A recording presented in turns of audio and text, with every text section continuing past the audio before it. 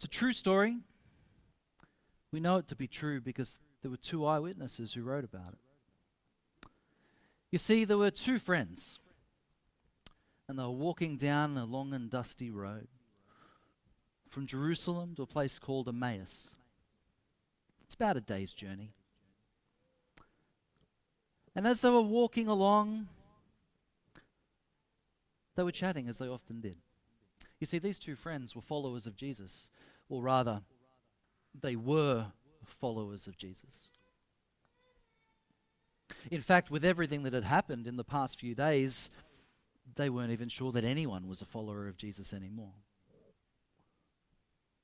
They were trying to piece together as they were walking the headlines of how it all went so horribly wrong. You see, the events that happened in Jerusalem were well reported, and the headlines were pretty bleak. Jesus rides into Jerusalem as a king. Now, they knew that the tensions in the city were pretty high. They knew that it was a powder keg ready to explode, but even they had no idea how fast the crowds would turn. Jesus was betrayed by his best friend. He was handed over to the religious authorities who placed a charge on him. He said he was the Son of God. Can you figure? Anyway, they rushed through a trial. They handed him over to be beaten.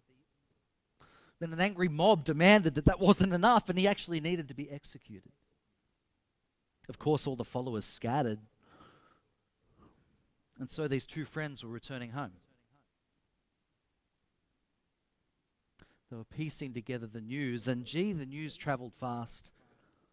But then again, bad news always does, right? When we see headlines, we have very little reason for joy, don't we?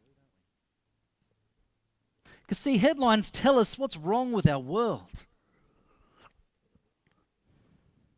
And it looks pretty bleak. It all looks pretty hopeless. And just like newsprint, that stuff has a tendency to rub off on us. And we find ourselves feeling pretty bleak. No matter how many times we tell ourselves that it's out there, it's the world that's going to hell, the truth is, we find ourselves believing the headlines. And so we wrap them up, we pack them up, and we chuck them out. We try and keep it at bay. The problem is, we can't throw out all the bad news. Because sometimes bad news finds us where we live. In fact, you only have to open your mailbox. It's that letter with the bill that you just know you've got no money to pay. It's the text message that tells you that you've strained that relationship just a tiny bit too far for the last time.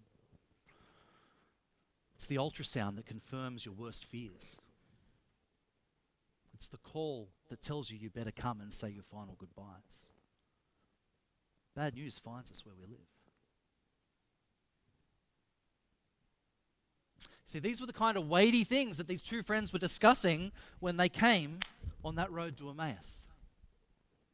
And as they walked, and as they were discussing, we read that a third figure came and caught up with them on the road. This guy was a stranger. They were sure they hadn't seen him before. And he hadn't heard the headlines. So they were telling him all about it. Haven't you heard what has been happening in Jerusalem these past few days? See, the funny part about the story is that this guy wasn't a stranger at all. This guy was Jesus. They knew him. They'd walked with him. They'd eaten with him. They'd followed him even to death on a cross. And yet, they didn't recognize him. Something about where they were, something about what they'd seen and read, something about what was different about this guy clouded their eyes. But I think it was more than that.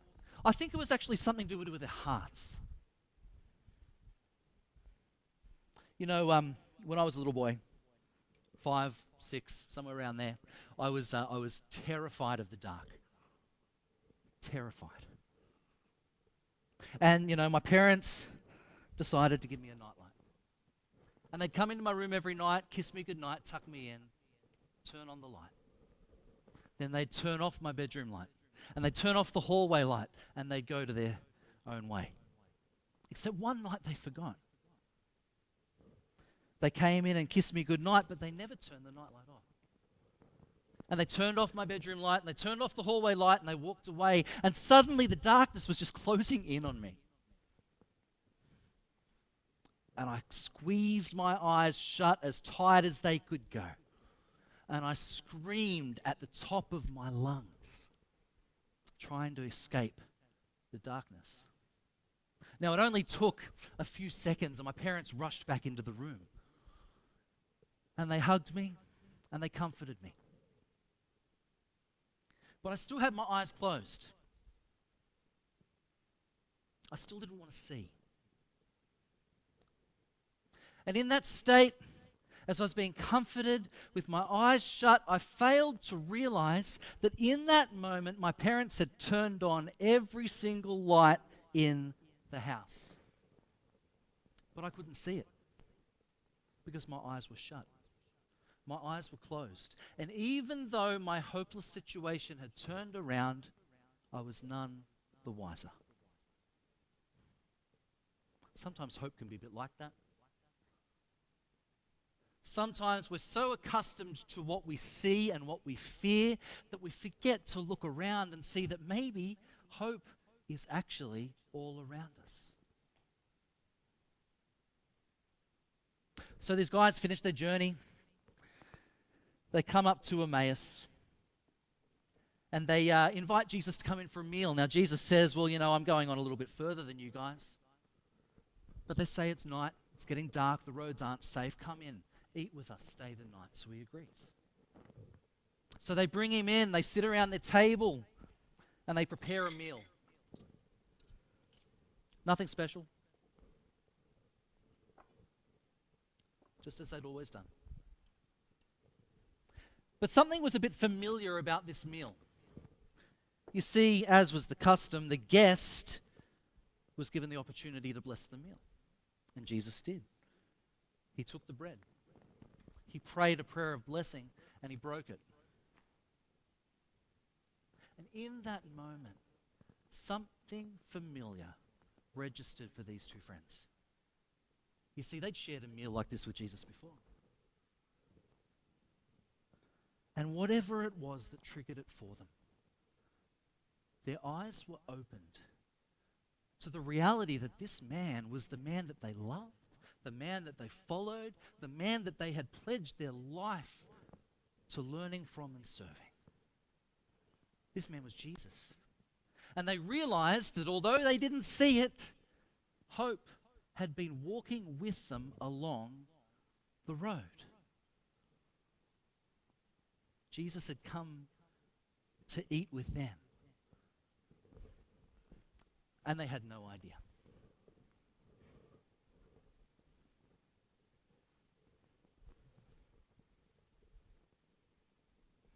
Jesus. In fact, one other man who met Jesus on a road not long after had this to say about his experience. He said these words.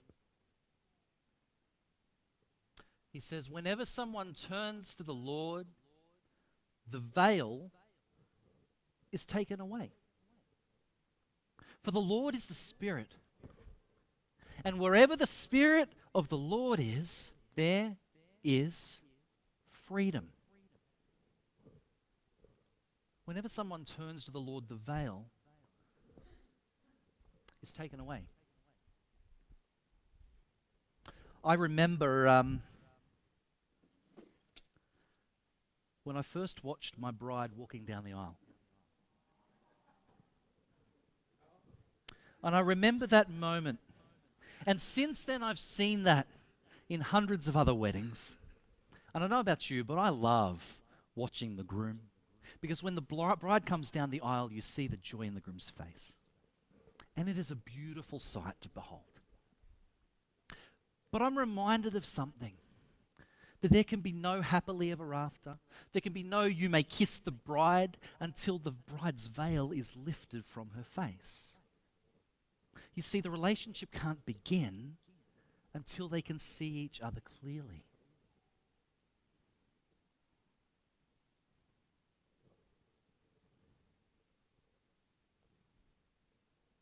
And when they see each other clearly, we find that the beauty of the bride that is hidden behind the veil radiates.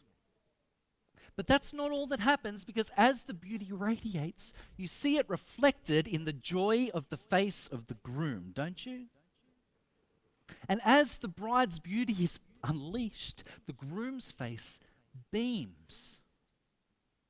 You know, the very next part of this verse says this. So all of us that have had that veil removed can see and reflect the glory of the Lord. And the Lord, who is the Spirit, makes us more and more like Him as we are changed into His glorious image.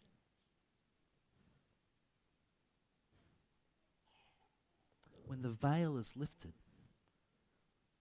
there can be face to face.